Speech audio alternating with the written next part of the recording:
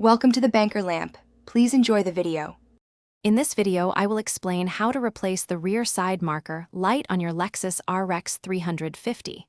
First, gather your tools, including a plastic trim removal tool and a new replacement light. Working in a well-lit area will make the process much easier and safer. Ensure you have everything ready before you begin this simple repair. Next, open your vehicle's rear hatch to gain access to the cargo area. You'll need to locate the small access panel situated near the rear side marker light you intend to replace.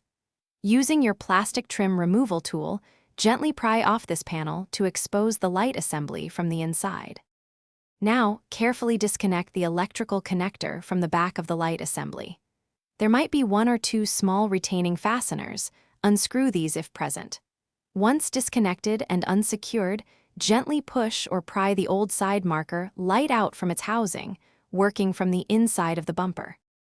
To install the new light, first connect the electrical connector to the back of the new marker light.